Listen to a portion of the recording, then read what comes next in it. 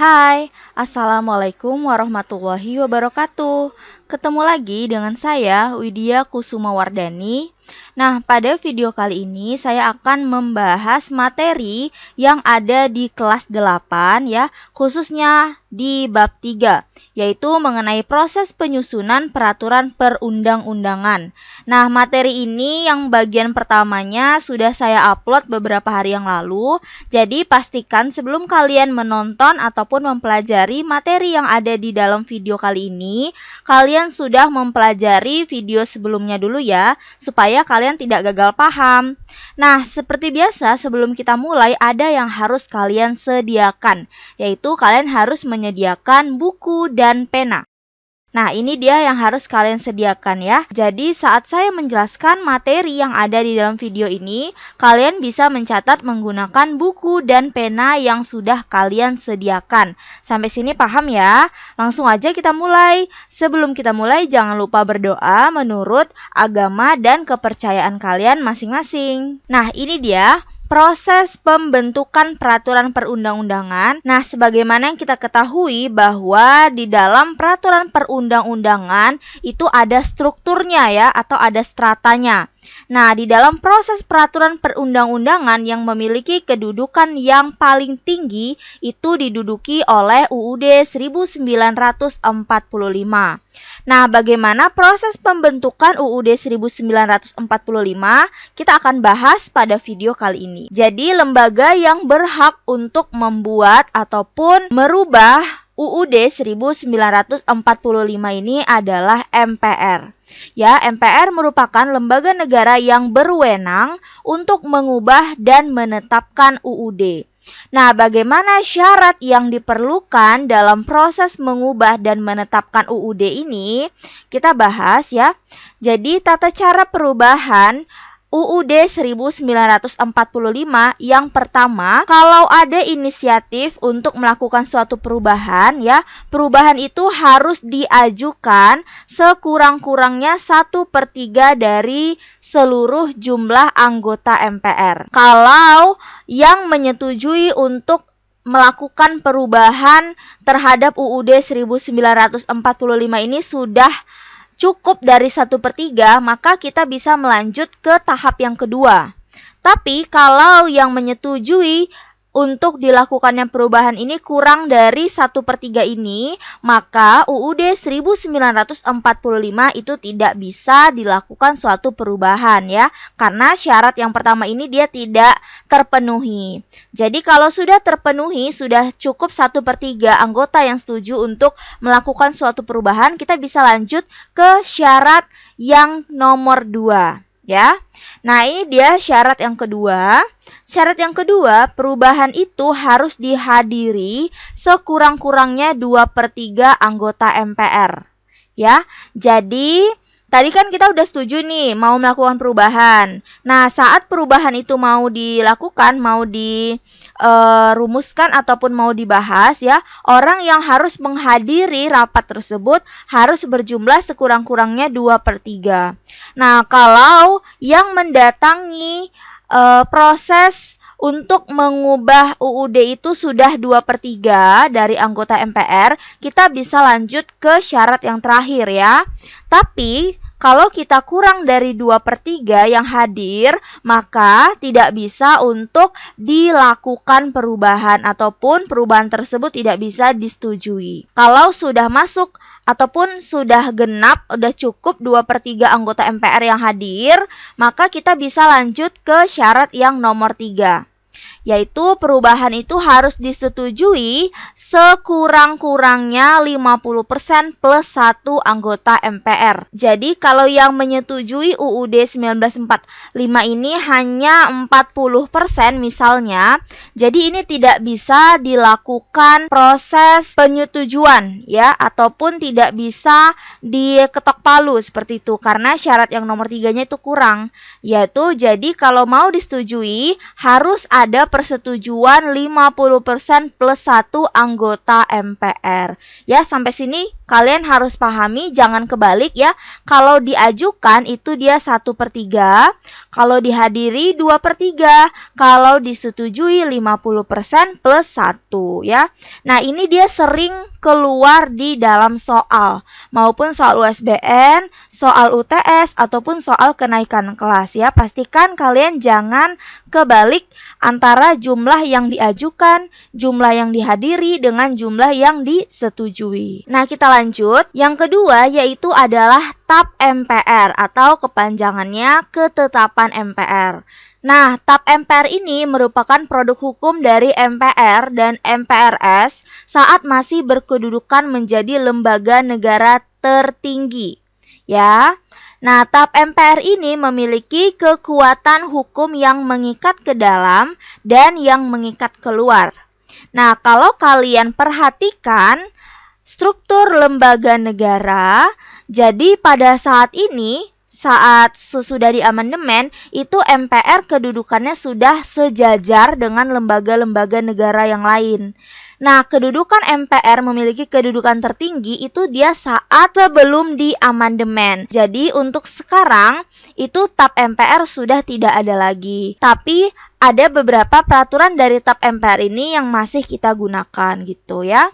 Nah, kita lanjut. Nah, yang ketiga, yang menduduki struktur yang ketiga, itu ada undang-undang dan perpu. Perpu artinya peraturan pemerintah pengganti undang-undang. Nah, jadi yang bisa membuat undang-undang ini ada 2 lembaga ya, yaitu bisa dibuat oleh DPR dan bisa juga dibuat oleh DPD.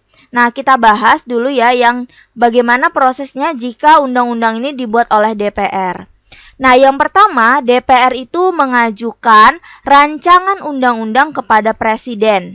Ya, rancangan undang-undang ini diajukan secara tertulis. Jadi, dibuat dulu dalam beberapa draft ya. Jadi, draft yang udah ditulis oleh DPR itu diajukan atau diberikan kepada Presiden.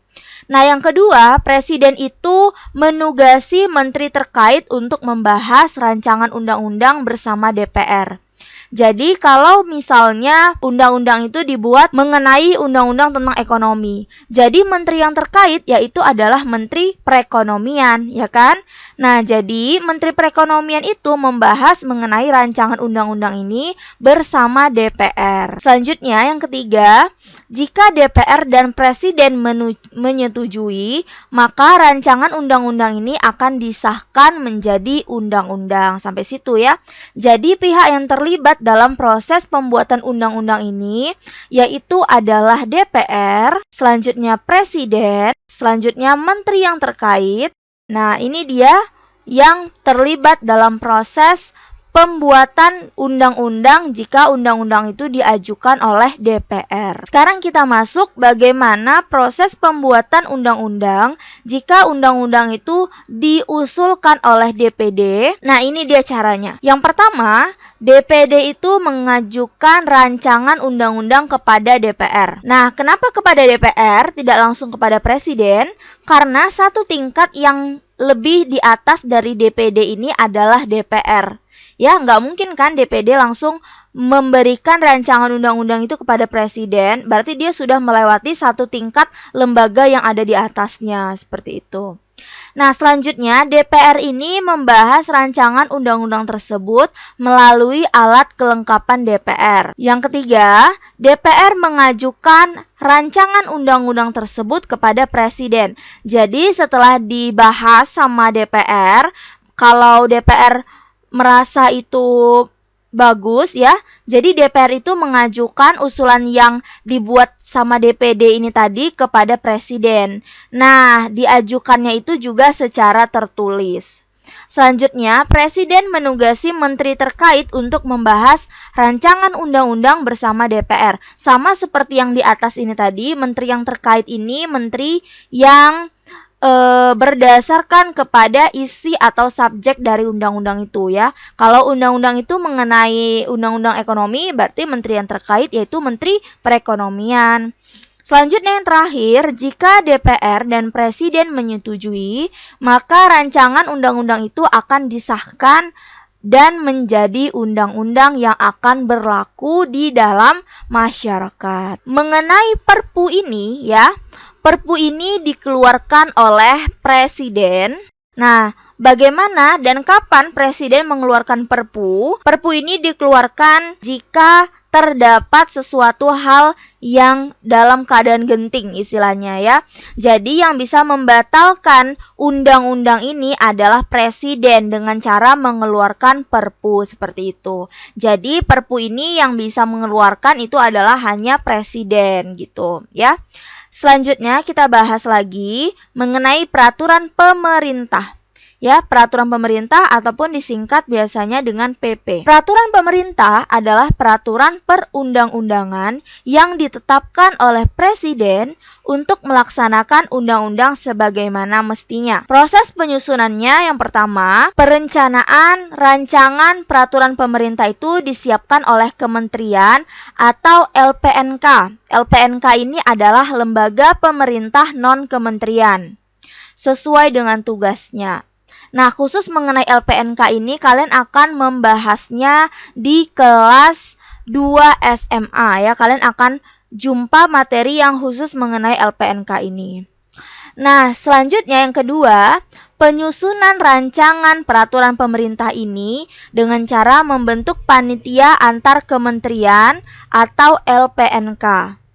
Dan yang terakhir, penetapan dan pengundangan. Nah, pengundangan ini istilahnya sama dengan memberitahu kepada masyarakat ya atau diproklamasikan. Jadi, penetapan dan pengundangan peraturan pemerintah ini ditetapkan oleh Presiden dan diundangkan oleh Sekretaris Negara. Jadi, yang bertugas untuk mengundangkan suatu peraturan mengenai peraturan pemerintah ini adalah Sekretaris Negara. Seperti itu ya.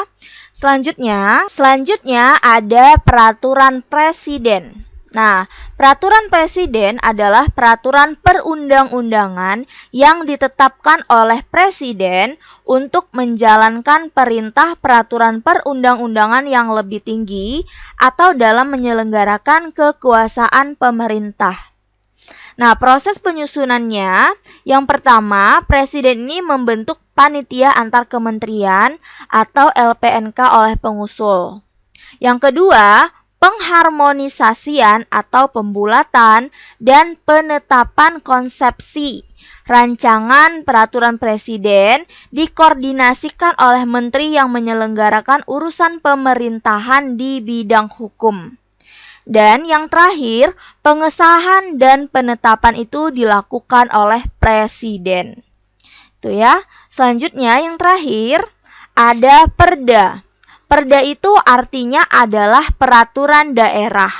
Nah, sebenarnya perda itu ada perda provinsi dan perda kabupaten atau kota. Nah, dalam penjelasan kali ini, langsung aja saya gabungkan antara perda, yaitu perda provinsi dan perda kabupaten kota. Kenapa langsung saya gabungkan? Karena proses pembuatannya itu kurang lebih hampir sama, cuman tingkatannya aja yang berbeda ya. Langsung aja kita bahas.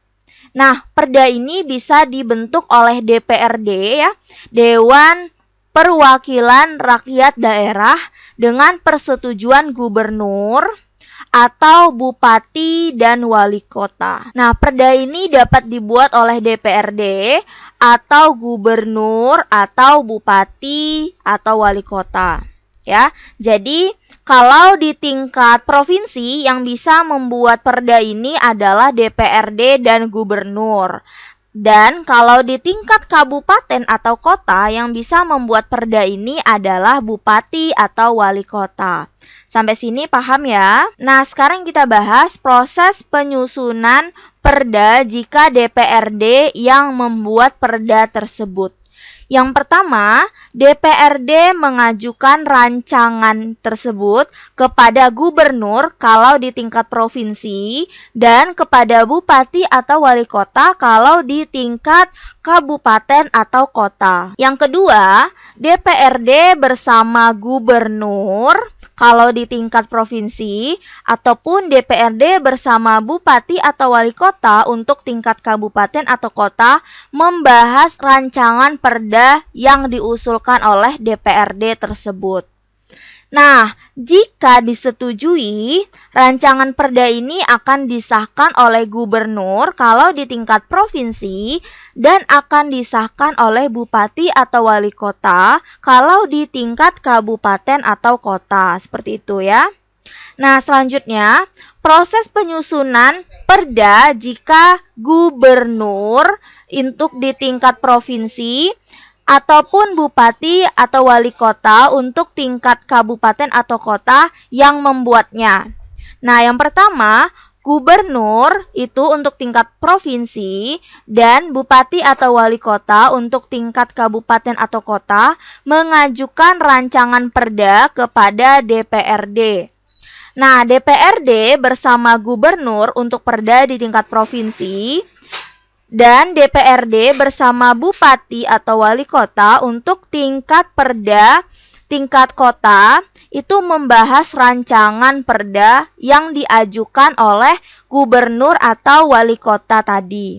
Nah, jika disetujui, rancangan perda ini akan disahkan oleh gubernur untuk perda di tingkat provinsi dan akan disahkan oleh bupati atau wali kota untuk perda di tingkat kabupaten atau kota. Ya, sampai sini semoga kalian paham.